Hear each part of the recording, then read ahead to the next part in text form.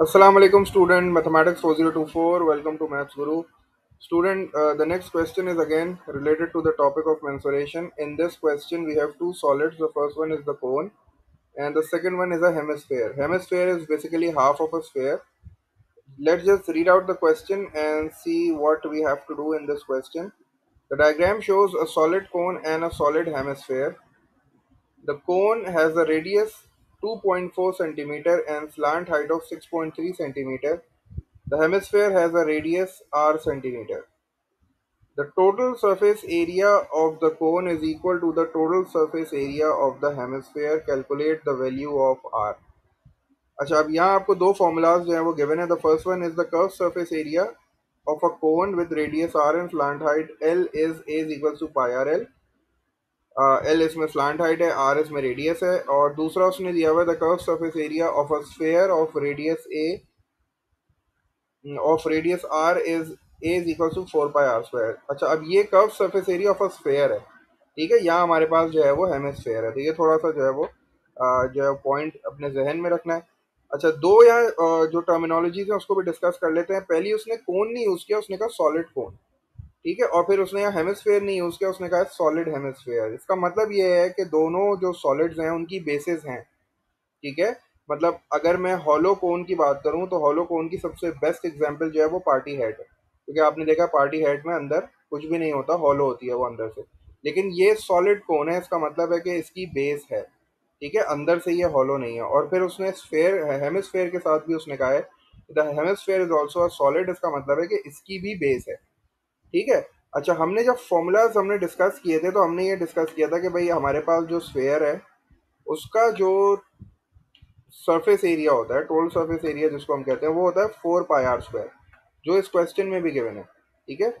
अच्छा, फिर हमने इसको कहा था कि अगर हमारे पास हेमिस्फेयर होगा, वो हेमिस्फेयर जो है ना वो हॉलो वाला होगा. हेमिस्फेयर जो है वो हॉलो होगा, तो वो इस तरह बनेगा. तो वो हो जाएगा बेसिकली इसका हाफ, वो बन जाएगा 2 pi r square. ठीक है ना, वो 2 pi r square बन जाएगा. लेकिन अगर हेमिस्फेयर सॉलिड है, अगर हेमिस्फेयर सॉलिड है तो इसका मतलब है कि भाई यूं वाला शेप भी बनेगा और फिर इसके बॉटम पे जो है वो एक और सर्कल आएगा. तो ये होगा सॉलिड हेमिस्फेयर. तो इसका जब सरफेस एरिया आप निकालोगे, जैसे यहाँ उसने मुझे बोला है टोटल सरफेस एरिया, तो इसका जो टोटल सरफेस एरिया होगा इसमें ये कर्व भी आएगा, ये जो कर्व है ये 2 pi r square ये भी आएगा. और ये जो एक सर्कल है ये बन जाएगा pi r square, क्योंकि आपको पता है सर्कल का जो एरिया है वो pi r square होता है. तो इसमें जो है ना वो दो चीजें आएंगी जिनको मुझे एडअप करना पड़ेगा, क्योंकि ये सॉलिड हो गया है, ये हॉलो नहीं है. तो अब ये 2 pi r square ये वाला हो गया और pi r square ये हो गया, तो इसका मेरे पास बन गया 3 pi r square. ठीक है, तो अब ये देखते हैं जल्दी से कि कंडीशन हमें क्या कह रही है. The condition says the total surface area of the cone is equal to the total surface area of the hemisphere. इसमें जो इंपॉर्टेंट पॉइंट्स थे ना वो यही दो वर्ड्स थे.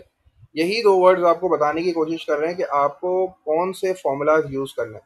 अब देखो, उसने जो यहाँ हमें फॉर्मूले दिए हैं ना वो बड़े जनरल फॉर्मूले दिए हैं. उन्होंने यहाँ curve surface area of a cone दिया है जो कि पाई आर एल के बराबर होता है. लेकिन ये कोन हॉलो कोन नहीं है, ये सॉलिड कोन है.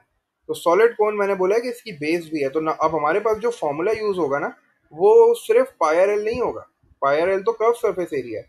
इसने यहाँ हमें कर्व सरफेस एरिया का जो है ना फॉर्मूला दिया है पाई आर एल. लेकिन हम यहाँ कंडीशन जो हमें दी हुई है वो टोटल सरफेस एरिया की दी हुई है. तो टोटल सरफेस एरिया जो है, अगर आपको याद हो कि the total surface area of a solid कोन, उसमें आपके पास पाई आर एल भी आता है और उसमें आपके पास बेस भी आती है. तो बेस जो है वो pi r square होगी.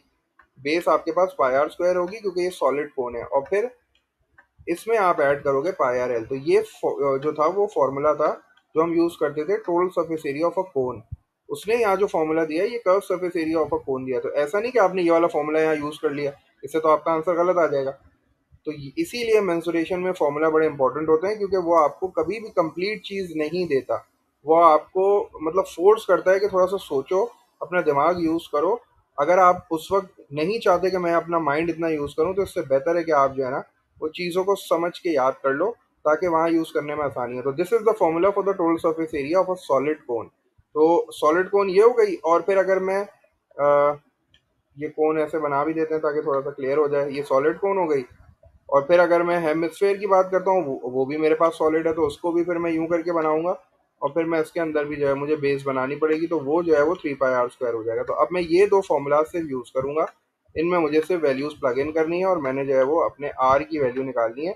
याद रखना कि जो आर है that is the radius of the hemisphere. तो बस जल्दी से देख लो, मैंने इसकी वर्किंग की हुई है। वैल्यूज पुट करते हैं, थोड़ा सा सॉल्व करते हैं, we will get the required answer. हमारे पास कंडीशन ये है कि the total surface area of a cone जो कि pi are l plus pi r square के बराबर है।